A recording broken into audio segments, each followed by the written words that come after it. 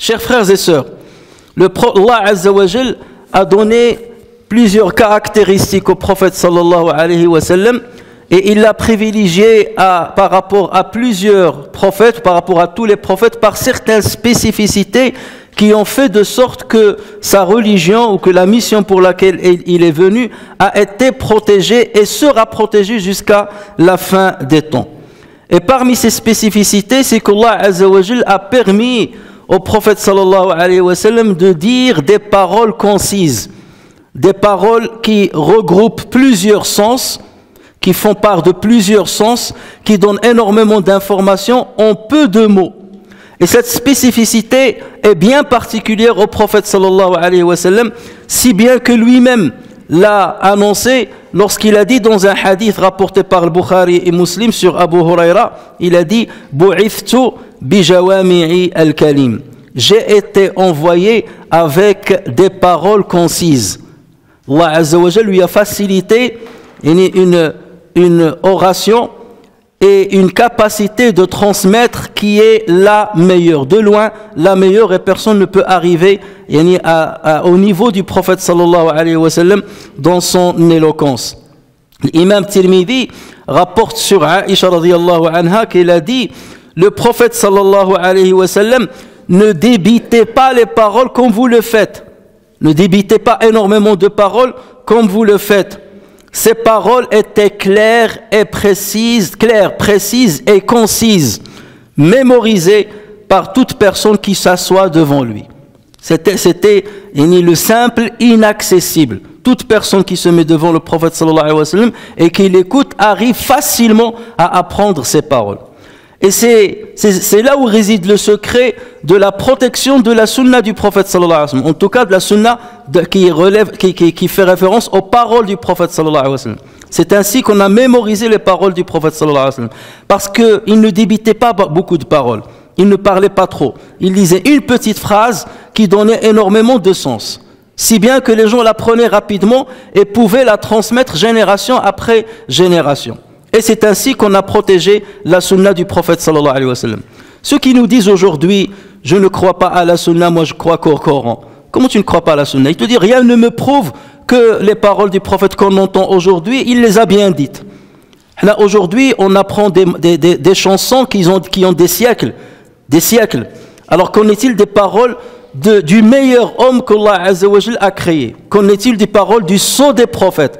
Forcément, ceux qui l'ont côtoyé vont les apprendre par cœur et vont les transmettre par cœur, génération après génération. C'est tellement évident qu'il n'y a pas le moindre doute à avoir là-dessus. Et malgré ça, les savants, ils ont été tellement draconiens que là où il y a un doute, ils disent le hadith, il est faible, ou le hadith, il est hasan.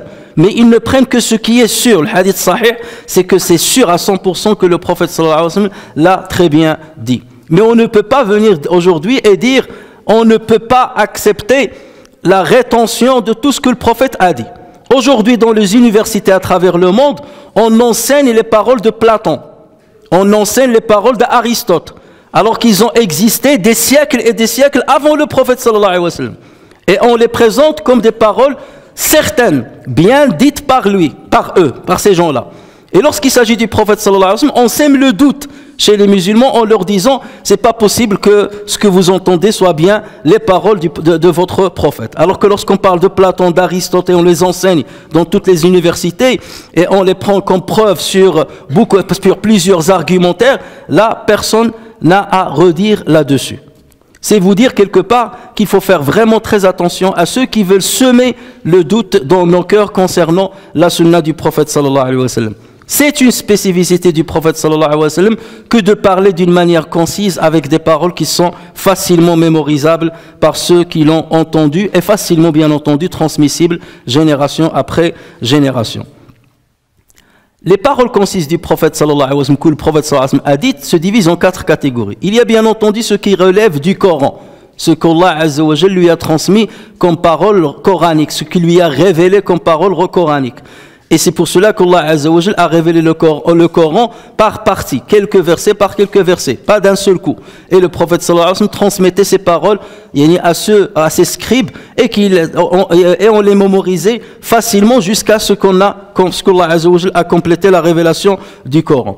Parmi les paroles concises et qui regroupe énormément de sens, on trouve par exemple le verset dans lequel Allah Azza wa Jalla dit wa ta'awanu 'ala al-birri wat-taqwa wa la ta'awanu 'ala al-ithmi wal-'udwan. Entraidez-vous dans l'accomplissement des bonnes œuvres et la piété et ne vous entraidez pas dans le péché et la transgression.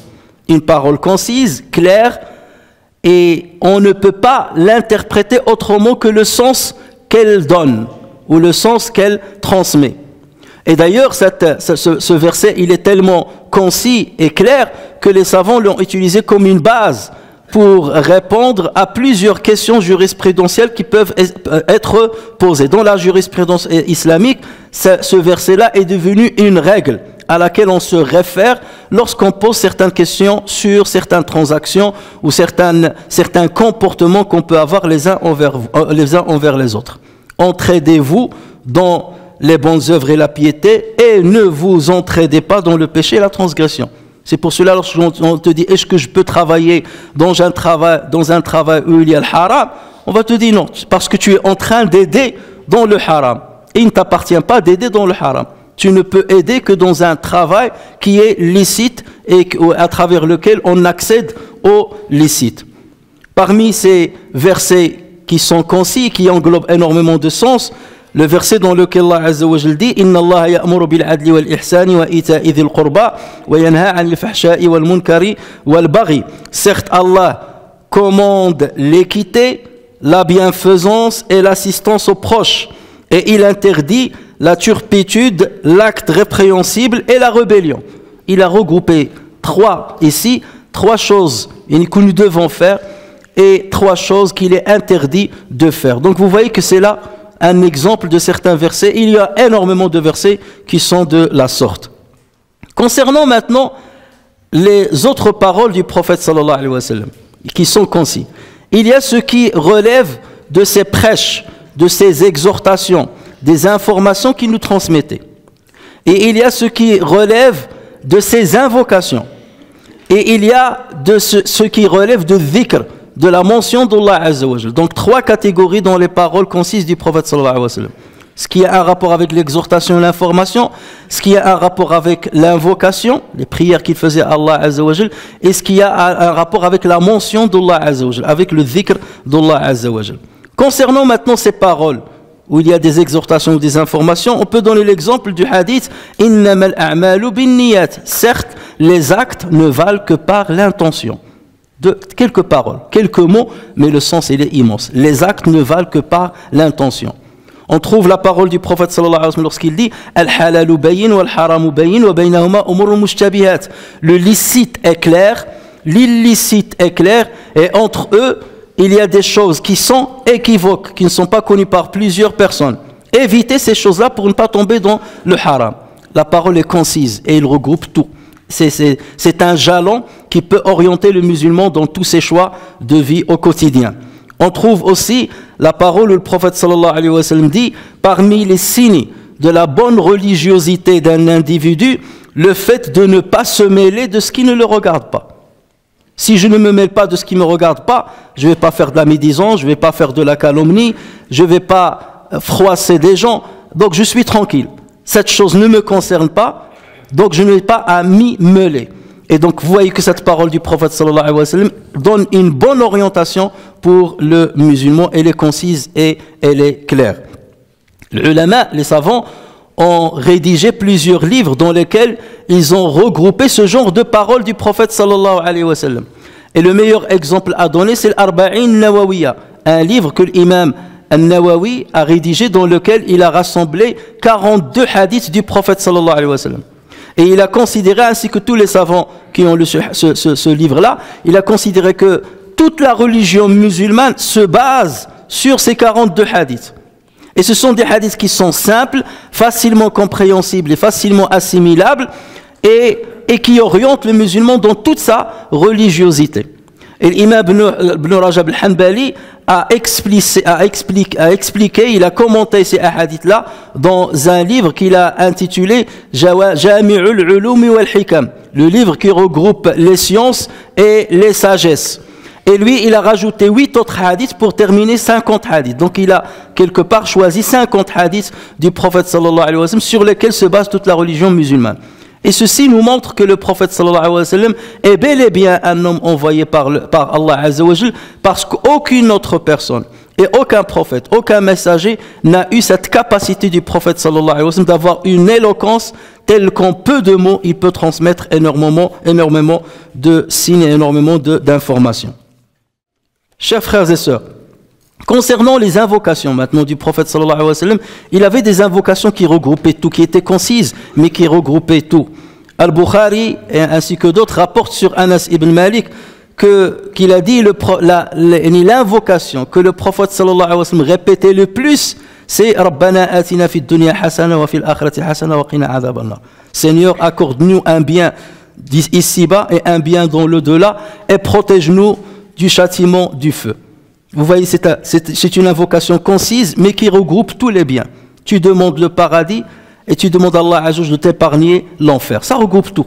Tu n'as pas besoin de longues phrases ou de choisir des phrases, d'écrire. Non, ça regroupe tout. Et c'est ce que disait le plus le prophète sallallahu alayhi wa sallam. Et c'était le choix qui fait que lorsqu'on tourne autour de Kaaba, entre Rukn al-Yamani, entre le coin yamanite et le coin de l'Hajar al-Aswad, c'est la même phrase qu'on répète à chaque fois. Abu Daoud et Ibn Hibban rapportent sur Aïcha radiyallahu anha qu'il a dit le prophète sallallahu alayhi wa sallam aimait dans ses invocations les paroles concises qui regroupent tout le bien. Et Muslim rapporte sur Anas ibn Malik radiyallahu anhu que le prophète sallallahu alayhi wa sallam a rendu visite à un musulman qui était malade et qui était tellement maigre qu'il ressemblait, on disait, c'est une métaphore, qu'il ressemblait à un oisillon, tellement il est devenu maigre. Et le prophète sallallahu alayhi wa sallam lui a dit, parce qu'il lorsqu'il l'a vu dans cet état-là, il lui a dit, est-ce que tu disais une invocation quelconque? Est-ce que tu as une invocation précise que tu disais? Et ça, Allah Azza wa Jalla l'a orienté vers le secret de sa maladie. Et l'homme de dire, oui, j'ai invoqué Allah Azza wa Jalla en disant, Seigneur, ce que tu m'as réservé comme châtiment dans l'au-delà, je te demande de me le précipiter ici-bas, de me l'avancer ici-bas, pour m'épargner le châtiment de l'au-delà. Seigneur, ce que tu m'as prévu comme châtiment dans l'au-delà, avance-le pour moi ici-bas, comme ça j'en serai épargné dans l'au-delà. Et le prophète sallallahu alayhi wa sallam lui a dit, tu ne peux pas supporter ce que tu viens de dire. Et peut-être qu'Allah Azza wa Jalla a exaucé ton vœu, et c'est ce qui t'a mis dans cet état. Mais pourquoi tu dis ce genre d'invocation? Plutôt, il faut dire, Seigneur, donne-moi une hasana ici-bas, et donne-moi une hasana dans l'au-delà, et préserve-moi du châtiment de l'enfer. Pourquoi tu t'adresses à un généreux par excellence, le généreux par excellence? Pourquoi tu lui dis, je veux le bien dans l'au-delà, même si j'ai le mal dans l'ici-bas? Non, on demande le bien ici-bas et dans l'au-delà. Donc vous voyez bien, chers frères et sœurs, que parfois on peut être ignorant et on peut mal comprendre certains secrets du lien que nous devons avoir avec Allah tabaraka wa ta'ala, et c'est comme ça qu'on peut faire des invocations qui ne sont pas correctes, et des invocations qui peuvent nous apporter le mal sans qu'on s'en rende compte. Et l'invocation nécessite de la part de celui qui veut s'adresser à Allah Azza wa Jalla avec elle, nécessite une compréhension, une intelligence, une sagesse et une foi inébranlable. Sinon, elle risque d'être bancale. Si bien entendu, ce n'est pas une invocation qui a été reprise de ce que disait le prophète sallallahu alayhi wa sallam. Et parmi les invocations que le prophète sallallahu alayhi wa sallam a appris à Aïcha radiyallahu anha, un jour il a dit à Aïcha radiyallahu anha, répète cette invocation. Il lui a dit, dis, ô Allah, je te demande tout le bien, présent et futur, ce que je sais et ce que j'ignore. Et je me réfugie auprès de toi contre tout le mal, présent et futur, ce que je sais et ce que j'ignore. Ô Allah, je te demande le meilleur de ce que ton serviteur et prophète t'a demandé. Et je me réfugie auprès de toi contre le mal de ce contre quoi ton serviteur et prophète a cherché refuge. Ô Allah, je te demande le paradis et tout ce qui en rapproche. en parole ou en acte. Et je me réfugie auprès de toi contre le feu et tout ce qui en rapproche, en parole ou en acte. Et je te demande de rendre bénéfique tout ce que tu m'as décrété. Regardez cette parole concise, comment il regroupe tout le bien. Parce que parfois tu invoques Allah Azza wa Jal pour un bien immédiat, mais tu oublies de l'invoquer pour un bien dans le futur. Il peut te donner le bien présent et t'épargner ou bien te retrancher le bien futur. Donc tu demandes le bien présent et futur. Le bien que j'ai réussi à déceler et le bien que je n'ai pas réussi à déceler. Parce que notre connaissance et notre savoir, elles sont limitées. Et c'est à partir de là que tu te confies à Allah Azza wa Jalla. Je lui dis, donne-moi tout le bien que tu sais. Pas forcément que les biens que je sais moi, que je maîtrise. Tous les biens que tu sais, dans le présent et dans l'avenir. De ce que je sais et de ce que je ne sais pas. Et je me réfugie contre tout le mal présent ou futur de ce que je sais ou de ce que je ne sais pas. Et après tu dis, puisque le prophète sallallahu alayhi wa sallam était le meilleur modèle, la meilleure personne à invoquer Allah Azza wa Jal, donc tu dis, Seigneur, je te demande le même bien que ton prophète t'a demandé. Et je me réfugie auprès de toi contre tous les maux, tout le mal dont ton prophète s'est réfugié. Et Seigneur, fais de sorte que tout ce que tu m'as décrété me soit bénéfique, quel qu'il soit dans son apparence bon ou mauvais, mais fais de sorte qu'il me soit bénéfique. Donc vous voyez, voici ce qu'on appelle Jawami' al-Kalim, les paroles concises du prophète sallallahu alayhi wa sallam dans l'invocation. On en a vu dans ses orientations, maintenant là on est en train de parler dans ses invocations envers Allah Azza wa Jalla. La troisième catégorie des paroles concises du prophète sallallahu alayhi wa sallam, c'est dans la mention de Dieu, dans le dhikr.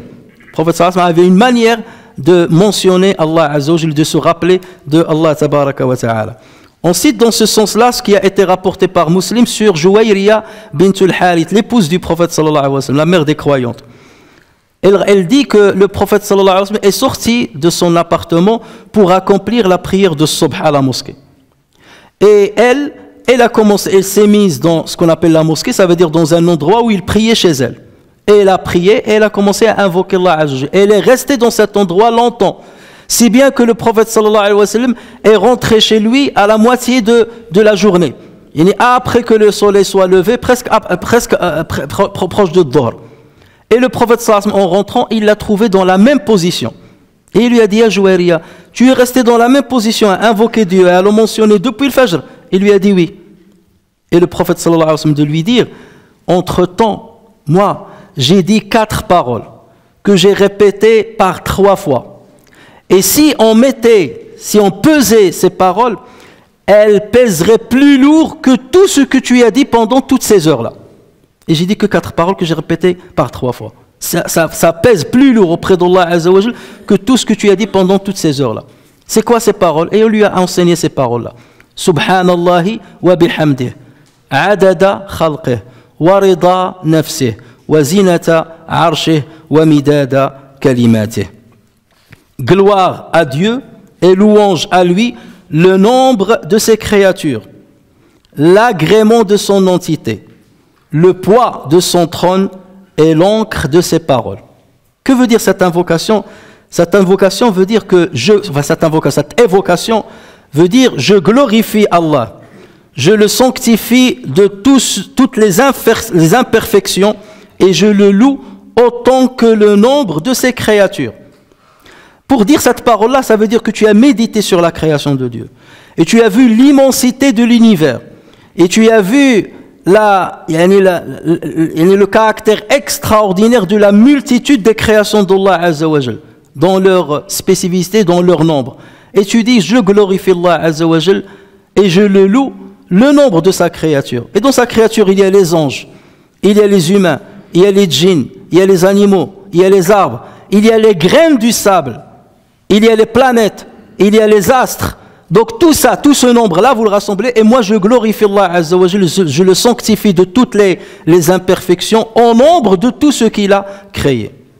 Et ensuite, tu dis la même chose. Je glorifie Dieu, je le sanctifie de toutes les imperfections de la manière qui garantit son agrément et sa satisfaction. Et ensuite tu dis la même phrase, je glorifie Dieu et je le sanctifie de toutes les imperfections et je le loue de ce qui équivaut au poids de son trône, parce que le trône, c'est la plus grande création qu'Allah Azza wa Jal a créée. Ça veut dire celle qui pèse le plus lourd, beaucoup plus lourd que tous les astres rassemblés. Et donc toi, tu glorifies Allah Azza wa Jal à l'image ou de ce qui équivaut au poids de ce trône-là. Et je glorifie Dieu et je le sanctifie de toutes les imperfections et je le loue de ce qui équivaut à l'encre qui écrirait les paroles de Dieu. Et Allah Azza wa Jal, lorsqu'il a parlé de ces paroles, il a dit: si la mer était une encre pour écrire les paroles de mon Seigneur, certes la mer s'épuiserait avant que ne soient épuisées les paroles de mon Seigneur, quand même nous lui apporterions son équivalent comme renfort.